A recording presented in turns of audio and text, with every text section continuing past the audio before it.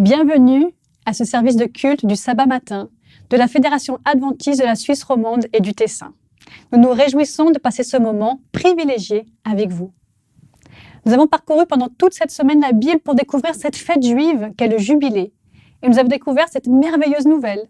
Dieu nous offre à nous un jubilé, encore aujourd'hui. Pour conclure notre cycle de rencontres, le pasteur Olivier Rigaud va aborder l'apothéose, la fête des fêtes.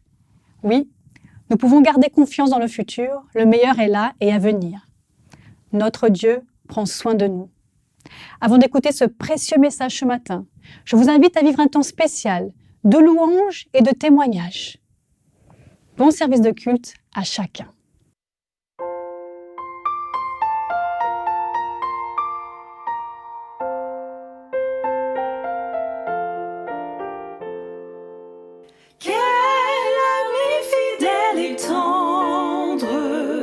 Nous avons Jésus-Christ,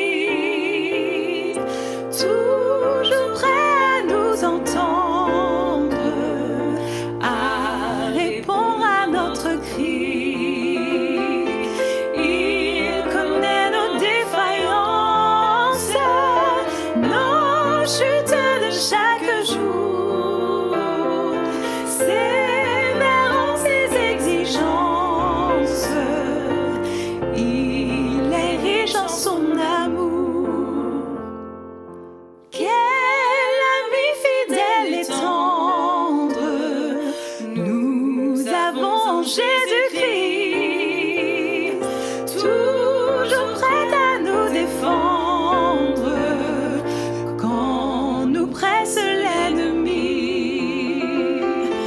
Il nous suit dans la mêlée, nous entoure de ses bras, et c'est lui qui tient les clés, qui décide des combats.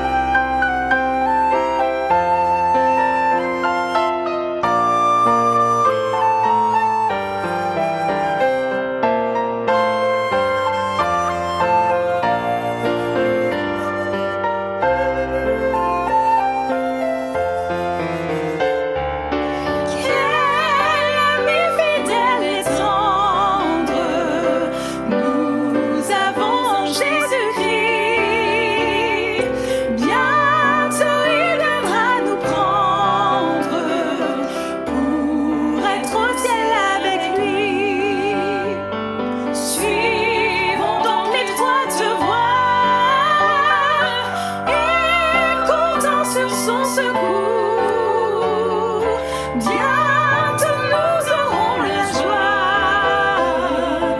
de vivre avec lui toujours.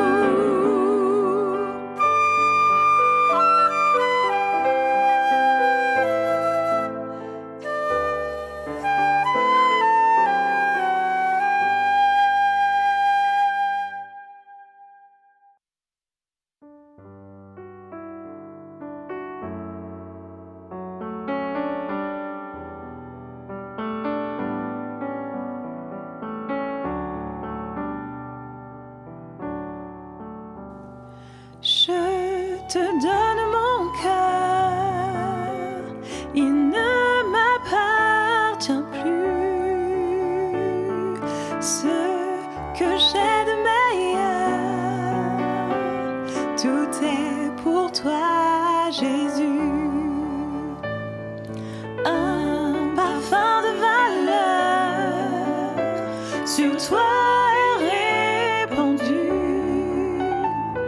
C'est l'offrande de mon cœur. Je suis à toi, Jésus. Prends mon âme, prends mon cœur. Je te donne tout. Rends ma vie, me voici. Je te donne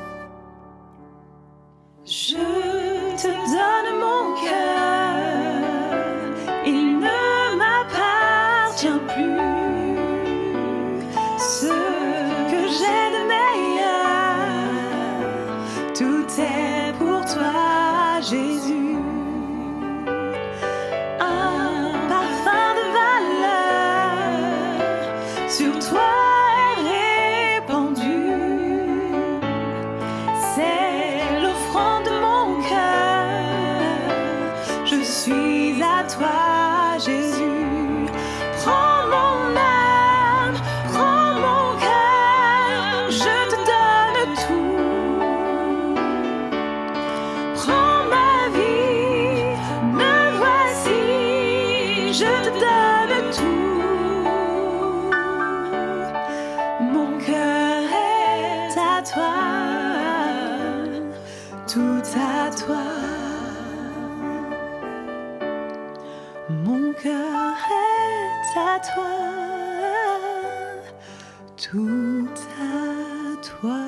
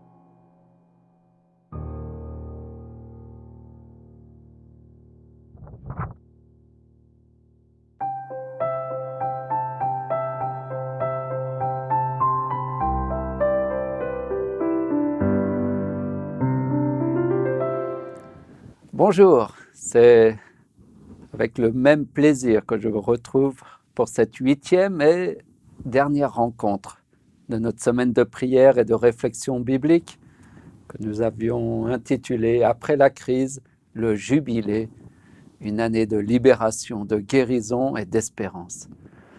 Pour débuter cette dernière rencontre sur le jubilé, je voudrais cette fois-ci faire part d'une inquiétude, voire d'une tristesse. C'est vrai que je suis d'une nature plutôt optimiste, positive et joyeuse, mais voilà, cette fois-ci, je commence par quelque chose de plus triste. Ce qui me rend triste dans cette histoire du jubilé que nous avons partagée tout au long de cette semaine, c'est quelque part l'incapacité du peuple d'Israël de vivre, de respecter cette loi. Et même aujourd'hui, on parle du jubilé comme d'une sorte d'utopie. Comme si Dieu avait placé la barre trop haute pour Israël, qui finalement, dans son histoire, ne l'a appliquée que très peu, comme nous l'avons vu hier. Et d'ailleurs, Dieu s'en est plaint à travers le prophète Jérémie de ce refus d'Israël de suivre cette loi, cette fête du jubilé.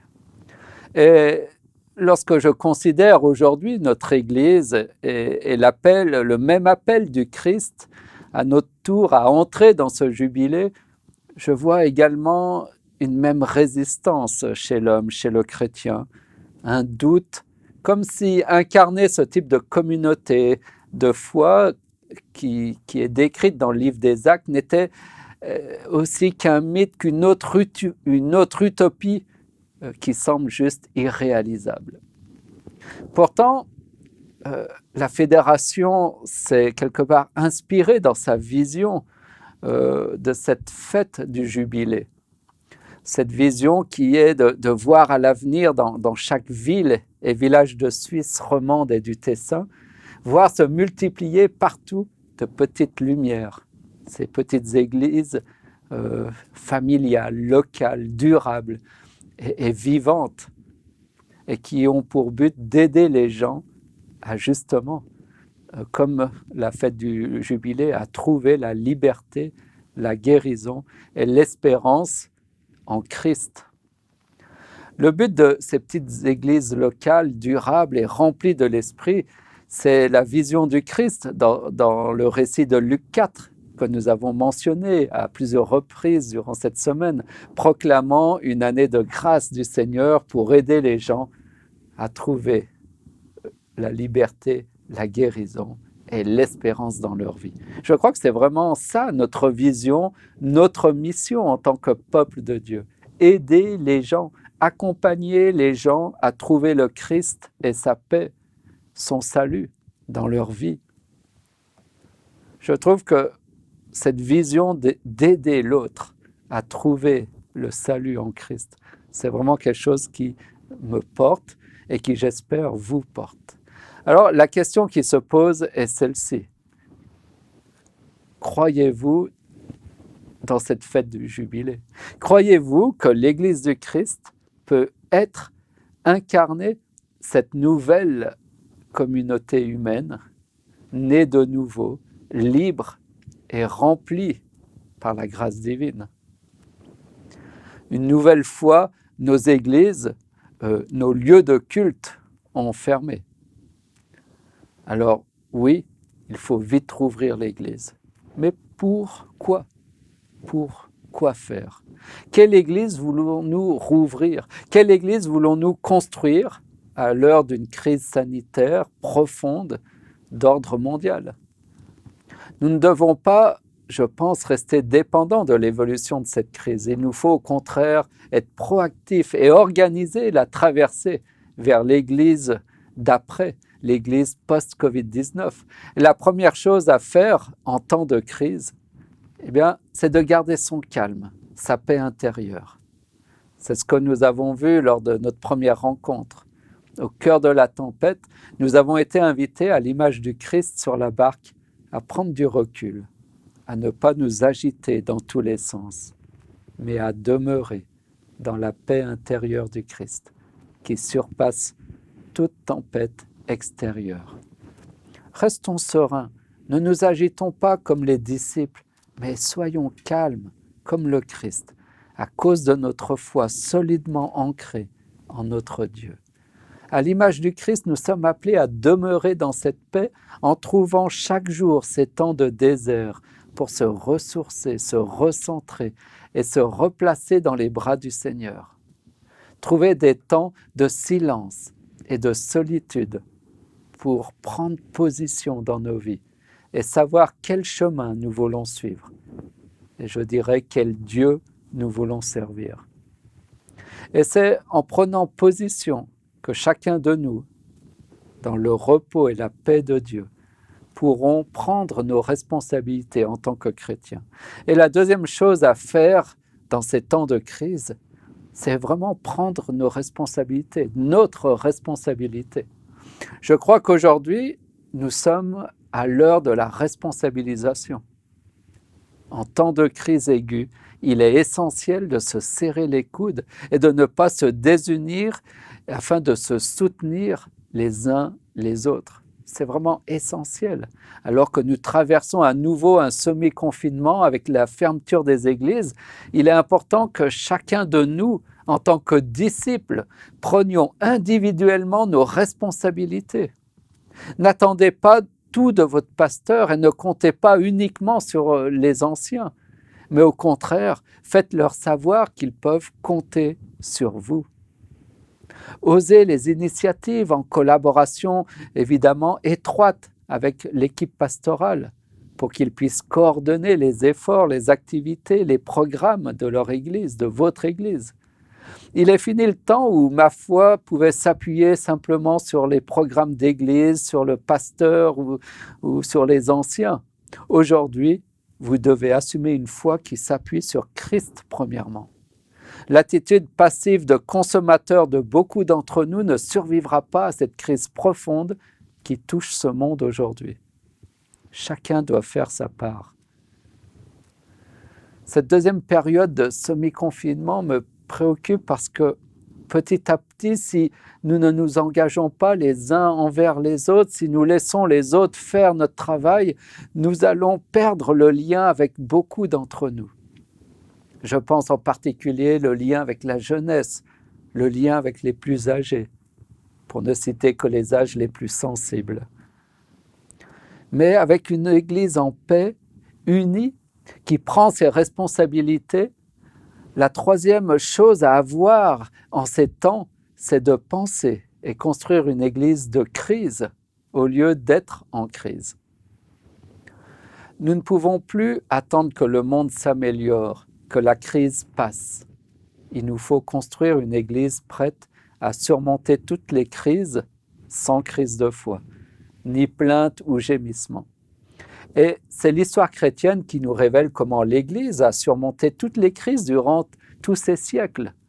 Et on remarque que dès le début et à travers tous les âges, le foyer, les maisons ont toujours servi de refuge, de lieu de culte et de témoignage aux chrétiens, même dans les temps de persécution, les temps les plus difficiles.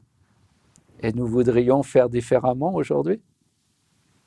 Je crois que cette vision d'une Église du jubilé peut se vivre le mieux justement dans le cadre de la famille, de petits groupes protecteurs et aimants où chacun peut trouver sa place et être accompagné personnellement.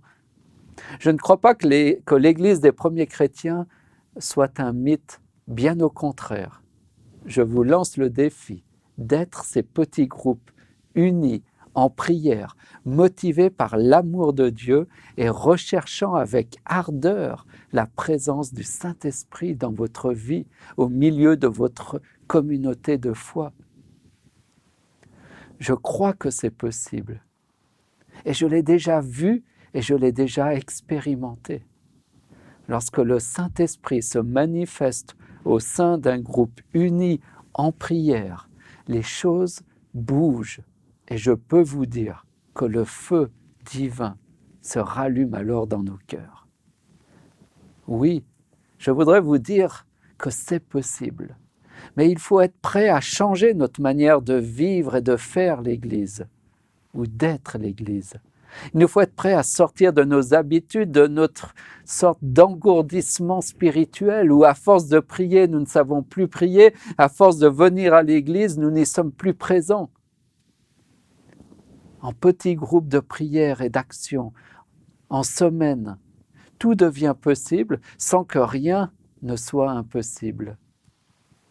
Il faut juste donner du temps en semaine, prêter son salon et, si possible, le chauffer. C'est toujours plus agréable. Le reste, c'est un groupe qui veut voir Dieu agir et changer le cours de leur histoire, le cours de l'histoire de notre Église ici, en Suisse.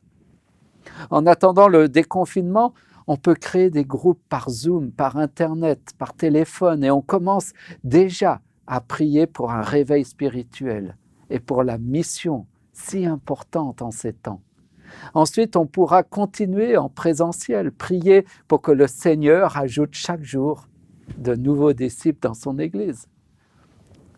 Alors, pour vivre un tel projet, il nous faut un 4e point à vivre. C'est l'idée de l'Église sabbatique. La mission du Christ est si grande, si importante, qu'elle ne peut pas se réaliser en ne travaillant qu'un seul jour par semaine, c'est-à-dire le samedi. De plus, ce jour-là, il est interdit de travailler, nous dit la Bible, le 4e commandement. Alors, il ne reste qu'une seule option pour l'Église. Si elle ne peut pas travailler le samedi, elle doit travailler les 6 autres jours en semaine. C'est étonnant que l'Église adventiste n'ait pas toujours compris cela. Une église sabbatique, c'est donc penser ou repenser une église qui ne dépend plus d'un lieu de culte, qui ne se réduit plus à un jour de culte dans la semaine, mais qui vit son culte et sa foi au quotidien avec sa famille, sa communauté de foi, et travaillant activement à l'œuvre du Seigneur durant 6 jours, afin de se reposer le 7e jour pour célébrer Dieu. C'est la vision d'une église sabbatique qui se repose enfin le 7e jour et qui ne le remplit pas d'un tas de programmes, histoire de se donner bonne conscience, d'avoir fait quelque chose pour Dieu et d'avoir vécu juste pour soi-même durant le reste du temps. Et nous pouvons vraiment nous reposer le 7e jour à condition que l'Église travaille 6 jours en semaine dans son quotidien, en tant que témoin de la grâce infinie de Dieu. C'est ça, les amis, que nous devons porter en nous. Cette grâce infinie, immense de Dieu, pourquoi nous taisons-nous? Pourquoi ne la partageons-nous pas avec zèle, ardeur, enthousiasme et joie? C'est ça que nous pouvons redemander au Seigneur, de retrouver la joie du salut. La responsabilisation de chacun implique donc de mettre du temps à part pour servir Dieu. Et enfin, je voudrais rajouter un 5e et dernier point en ces temps de crise, de peur sur l'avenir du monde, c'est d'être non seulement une église sabbatique, mais aussi cette église du jubilé, de la joie et de l'espérance. Notre société traverse certainement la plus grande crise de son histoire connue. Au milieu de ce chaos, de ce tumulte et de cette confusion, quelles paroles allons-nous apporter à ce monde? Resterons-nous simples spectateurs de l'histoire ou deviendrons-nous acteurs de l'histoire face à ces bouleversements? Le peuple adventiste est un peuple d'espérance. C'est dans ses gènes. Il porte en lui, dans son propre nom, adventiste, cet espoir qui l'anime et qui le met en marche pour le partager tout autour de lui.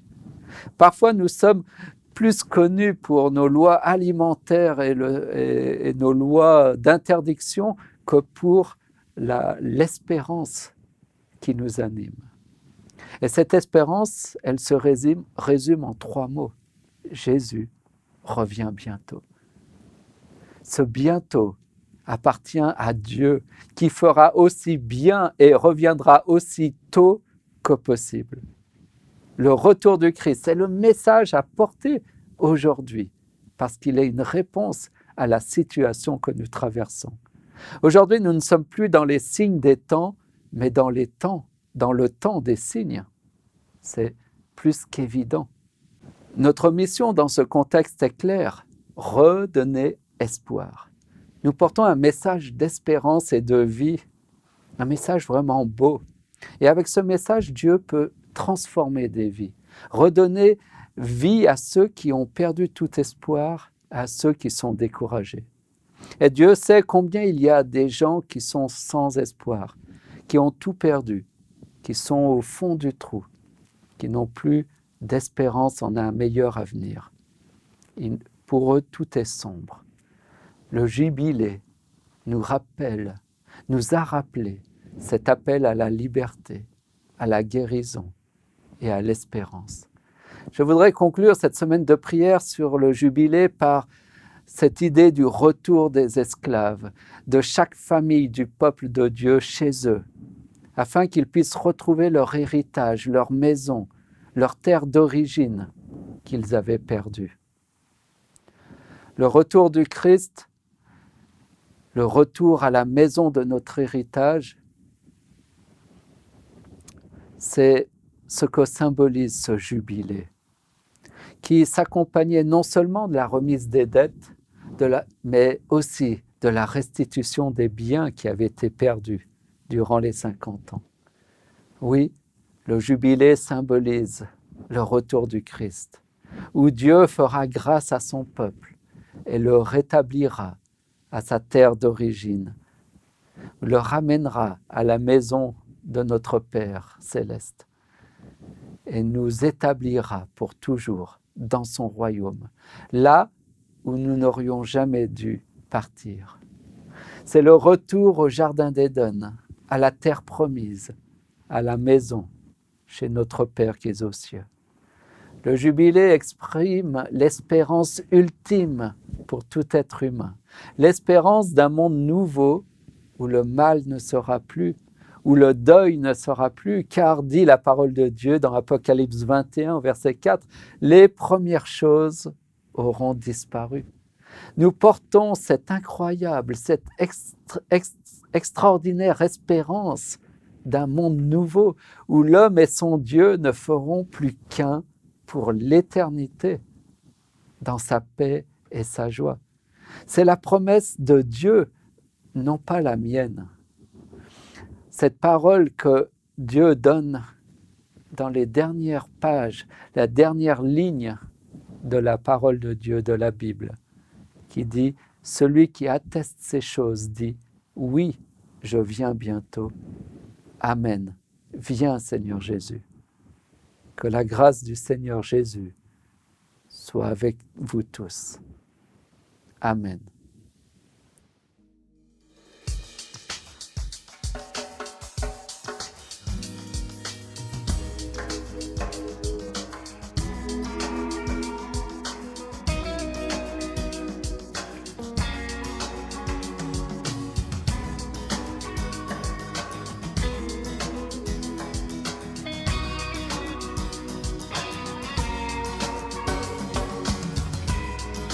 Qui est semblable au lion à l'agneau, assis sur le trône. Les monts s'inclinent, l'océan rugit devant le Seigneur. Louez Adonai,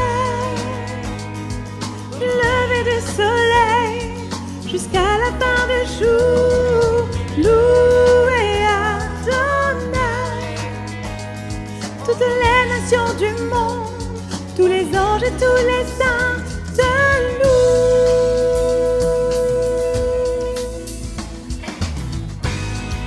Qui est semblable au lion à l'agneau, assis sur le trône. Les monts s'inclinent, l'océan rugit devant le Seigneur. Louez Adonai, du lever du soleil jusqu'à la fin du jour. Louez Adonai, toutes nations du monde, tous les anges et tous les saints te louent.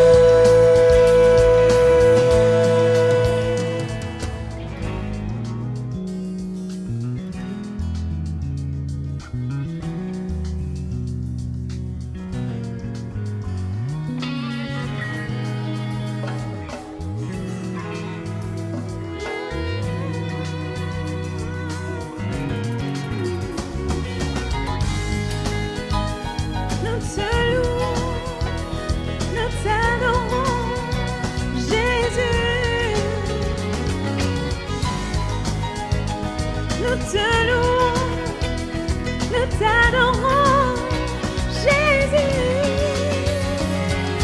Loué Adonai,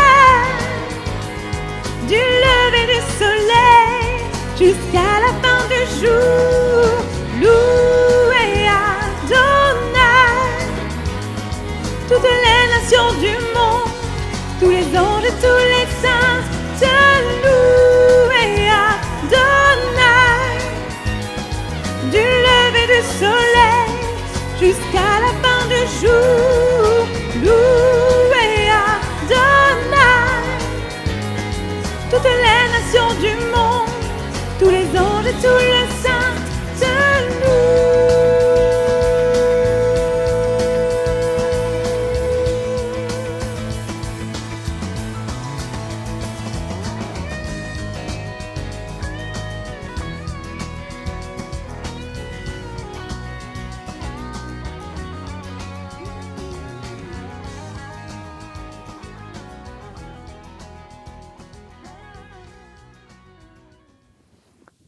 Notre Père qui est aux cieux, merci pour cet appel, cette grâce de pouvoir rentrer à la maison, auprès de toi, notre Dieu, notre Créateur.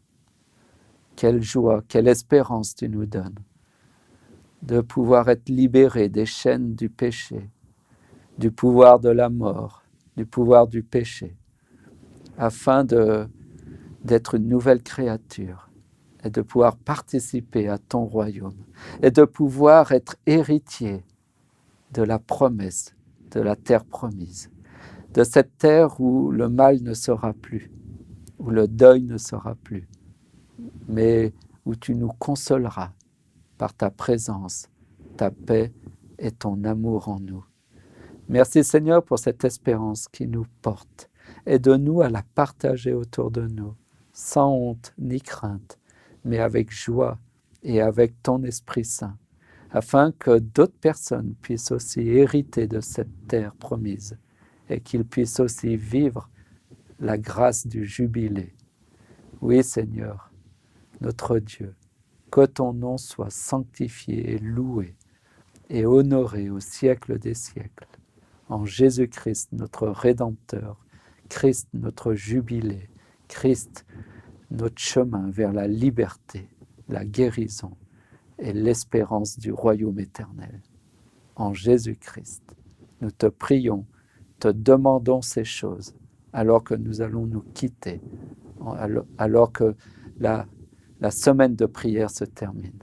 Que tu puisses, Seigneur, continuer à nous guider, à nous inspirer et à nous conduire jusqu'à ton prochain retour. Amen. Derrière moi, il dit « Tes péchés sont pardonnés ». Je me dis « C'est bien, mais ce n'est pas pour cela que je suis venu ». Je me retourne et je demande « Suis-je aussi guéri ?» Il s'approche, mais baisse les yeux et dit « Aussi ». Merci au pasteur Olivier Rigaud pour ce message et tous les messages partagés durant cette semaine spéciale de prière et de libération. Merci à vous d'avoir suivi cette semaine de prière. Nous espérons qu'elle vous a apporté la joie et la libération offerte par Dieu lui-même. Nous serions ravis de savoir si c'est le cas. Nous serions ravis d'avoir vos retours sur ce que vous avez vécu et ce que vous avez le plus apprécié durant cette semaine. Alors laissez un commentaire en dessous de cette vidéo. Et n'hésitez pas à nous contacter directement pour nous faire part de vos remarques. Notre semaine de prière arrive à sa fin, mais notre service d'intercession continue. Au bas de cette vidéo se trouve un lien pour envoyer vos requêtes spirituelles. Il ne me reste qu'à vous saluer, car la prière de toute l'équipe est que vous puissiez entrer de plein pied dans ce jubilé de dépendance à Dieu. Que la libération, la guérison et l'espérance soient votre quotidien. Je vous souhaite un bon sabbat. Mais je ne vous dis pas au revoir, je vous dis à la semaine prochaine car dorénavant sur la chaîne Espoir Média, vous aurez chaque samedi matin à 11h un culte pour que nous puissions ensemble adorer notre Dieu. À bientôt.